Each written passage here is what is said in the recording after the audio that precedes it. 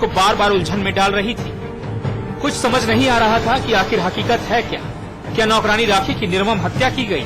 लिहाजा दिल्ली पुलिस ने सांसद धनंजय सिंह की बीवी जागृति सिंह को गिरफ्तार कर लिया। डॉक्टर जागृति ने करीब 9-10 के बीच में, मैं कॉन्स्टिट्यूएंसी में था, तो फोन किया कि ऐसी घटना हो गई है। तो जो उन्होंने मुझे बताया कि नौकरानी हमारी गिर के उसको चोट लग गई है और मुझे लगता है उसकी डेथ हो गई। ये उन्होंने मुझे बताया 3 दिन पहले गिरी थी। हाँ, उन्होंने ये मुझे बताया। डेथ की बात सुनी तो मैं सीधे भाग के यहाँ पर। अच्छा, तो आपने फिर पुलिस को इन्फॉर्म किया? हाँ, मैं आके यहाँ पुलिस को मैंने इन्फॉर्म किया। अच्छा। बिल्कुल। तो अभी क्या उनसे पूछताछ चल रही है पुलिस? वो पुलिस अपना काम कर रही है।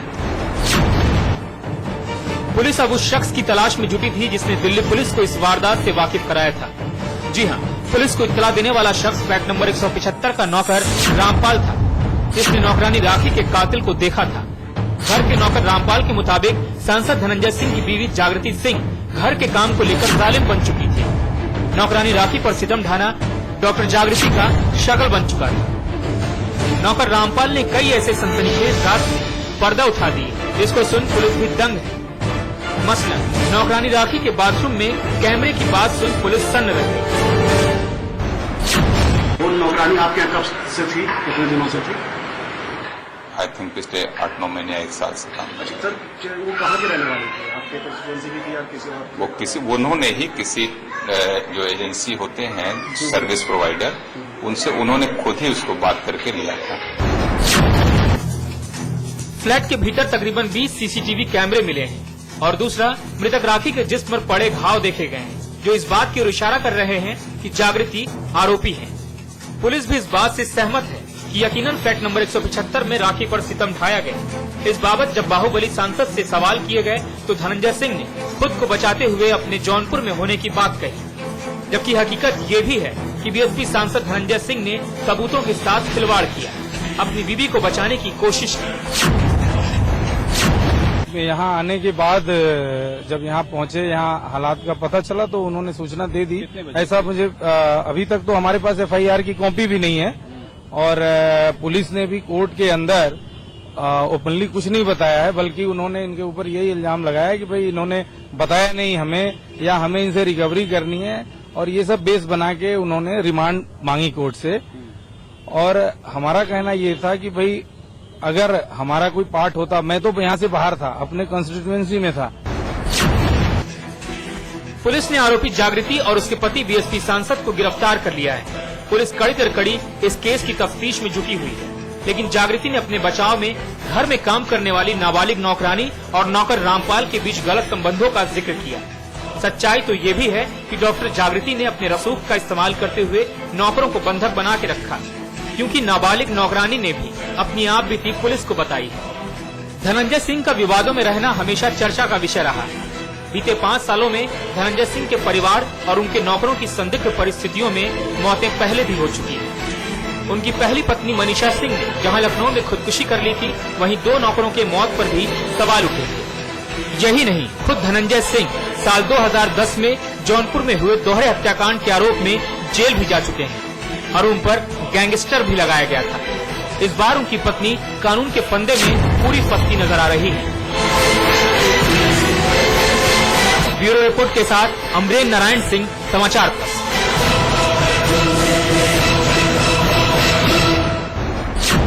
दास्तान उस बेबस माँ बाप की है जो तिल तिल कर मरने पर विवश है।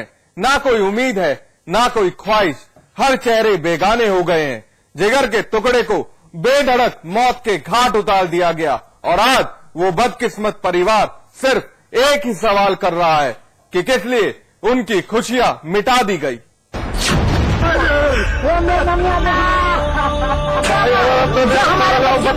बड़े बदकिस्मत हैं ये माँ बाप जो आज अपनी कमजोर आंखों से जिंदगी की उस कड़वी हकीकत से वाकिफ हो रहे हैं, उस सच्चाई को बर्दाश्त कर रहे हैं जिसका इल्म इन्होंने सपने में भी नहीं किया था। आंखों का तारा, दिल का अजीज, इनका लखते जिगर अशोक आज इनकी आंखों के सामने काल के गाल में समा गया। दूसरी लाश अशोक के साथी बबलू की है। दोनों की गोली मारकर हस्ती मिटा दी गई। और कोई कुछ न कर सका।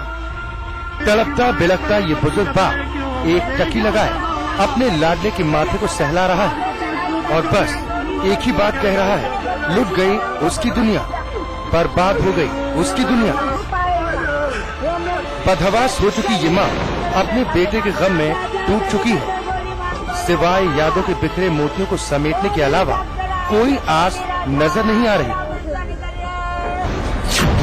मैं जो घास काटने जाता जी, बाद में दुकान पे जो खड़ा था जो गोली मारी, पता नहीं किसने, पहले इस पे वार किया था। सज्जन ने मरवाया गोली। यहाँ पे जो ये दुकान पे खड़ा था, इससे गोली लगाई थी। इसके बाद में बता रहे इसे मारिए, इसे यहाँ लगी जी सिर में जी। बेमतलब 5 बच्चे थी छोटे, बिल्कुल हमारी खेती ना बारी है जी, कुछ बिल्कुल बेसहारा है जी।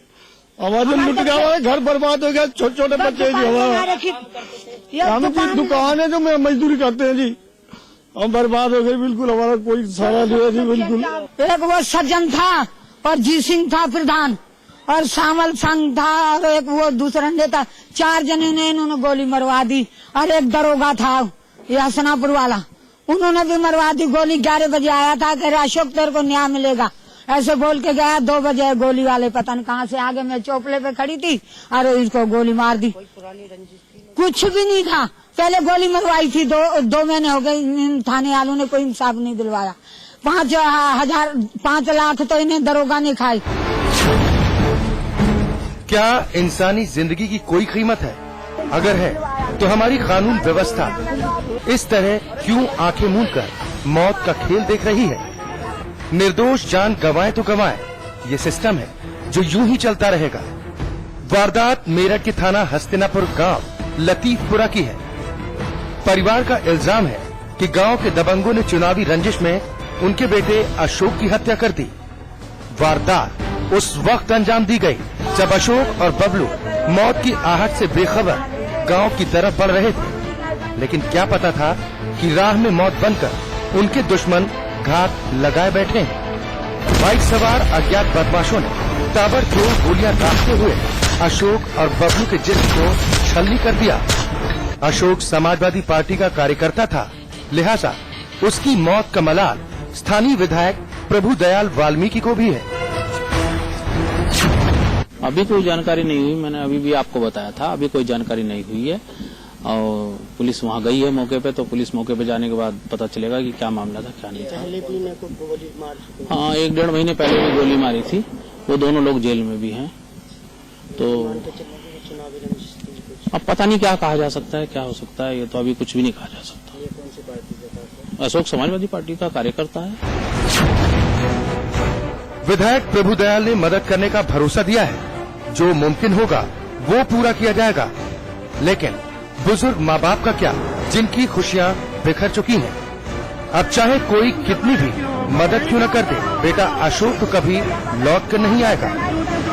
परिवार इंसाफ की गुहार लगा रहा है और कातिल खुलेआम घूम रहे हैं और हमारी मित्र पुलिस लकीर पर लकीर पीटने के सिवाय कुछ भी नहीं कर पा रही।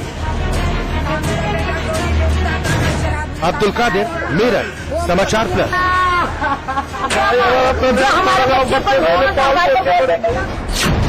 बहरहाल एनकाउंटर में वक्त है ब्रेक का। ब्रेक के बाद दिखाएंगे आसाराम की पाप की शीट।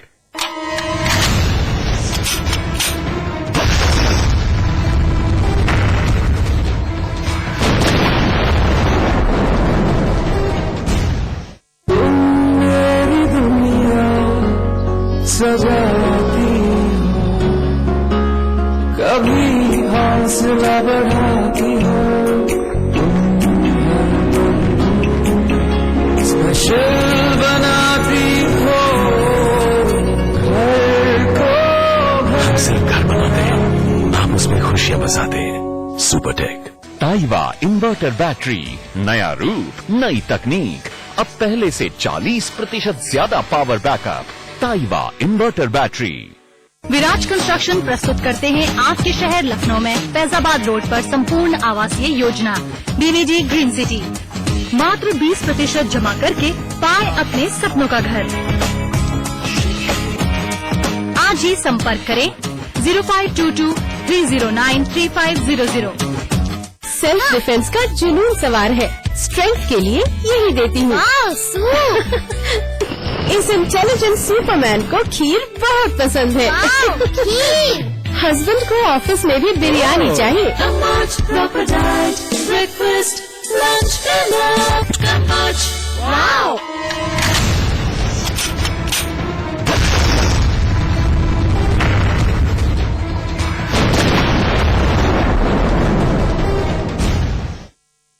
क्या आशाराम की बाकी की जिंदगी अब जेल में ही कटेगी? ये सवाल इसलिए क्योंकि तकरीबन 2.5 महीने की जांच के बाद जोधपुर पुलिस ने आशाराम के खिलाफ जो चार्जशीट कोर्ट में पेश की है उसमें उन्हें ताउम्र जेल में बंद रखने का पूरा इंतजाम है। आशाराम पर एक नहीं उम्र कैद की कई धाराएं लगाई गई। आसाराम की काली करतूतों का तैयार हो गया वही खाता। अब जिंदगी भर जेल में रोटी तोड़ेंगे आसाराम। अपनी बेशर्म हरकतों की वजह से बाबा और बाबागिरी की भत पिटवाते हुए आश्रम से जेल तक का सफर तय करने वाले आसाराम बापू का पूरा कच्चा चिट्ठा जोधपुर पुलिस ने तैयार कर लिया है। कानून की सख्त धाराओं में लपेटकर पुलिस ने ऐसा बही खाता तैयार किया है कि लगता नहीं है कि बाबा के आने वाले दिन अब कभी होली या रात दिवाली होगी। यौन शोषण की तोहमत से शुरू हुआ बाबा की बर्बादी का सफर सेक्स रैकेट चलाने जैसे घिनौने इल्जाम पर खत्म होगा। ये शायद किसी ने ना सोचा होगा। अब बाबा पर लगे तमाम इल्जाम अगर अदालत में सच साबित हो गए तो समझ लीजिए कि बाबा की बाकी की जिंदगी जेल में ही कटेगी।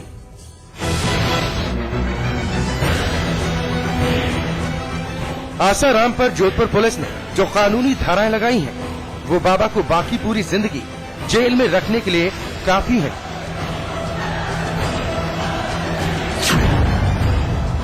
वो धाराएं हैं धारा 120, धारा 342, धारा 354, धारा 375, धारा 506, धारा 509, पोस्को एक्ट की धारा 5, धारा 370, इंसानों की खरीद फरोख्त 7 साल की सजा, चाइल्ड ट्रैफिकिंग का आरोप उम्र कैद की सजा, धारा 354, छेड़छाड़ और मारपीट 2 साल की सजा, धारा 509, अश्लील बातें करना, धारा 120, साजिश रचने का आरोप, धारा 342, बंधक बनाने का आरोप, धारा 506, धमकी देने का आरोप, धारा 375, बलात्कार का आरोप, 10 साल से उम्र कैद की सजा। के चार्जशीट न्यायालय में पेश की है और चार्जशीट के आगे प्रसंज्ञान हेतु कॉग्निजेंस के लिए जो है 16 तारीख तय की है। 16 तारीख को तय होगा कि क्या आरोप बनता है क्या नहीं बनता। ये सभी धाराएं सिर्फ एक केस यानी शाहजहांपुर की नाबालिग लड़की से दुष्कर्म के इल्जाम में लगाई गई।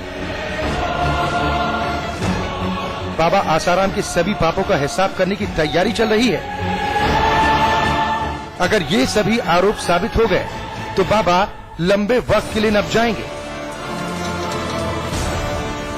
जोधपुर पुलिस की तो ये भी तैयारी है कि आसाराम के खिलाफ जहां जहां भी मामले हैं सभी को एक साथ चलाकर एक साथ आसाराम को सजा दिलाई जाए।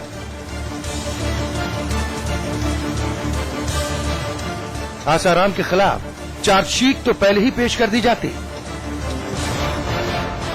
लेकिन कुछ वजहों से इसे टाल दिया गया। लेकिन अब आसाराम के खिलाफ चार्जशीट पेश कर दी गई। पुलिस ने आसाराम के खिलाफ 1300 पन्नों की चार्जशीट पेश की है। आसाराम पर 14 धाराएं लगाई गई, जिसके बाद अंदाजा लगाया जा सकता है कि आसाराम के खिलाफ पुलिस के पास कितने पुख्ता सबूत है। चार्जशीट पेश करने के साथ ही आसाराम की न्यायिक हिरासत भी बढ़ा दी गई है। अब आसाराम 16 नवंबर तक जेल में ही रहेंगे। साथ ही 16 नवंबर को पुलिस की तरफ से पेश की गई चार्जशीट पर बहस की जाएगी।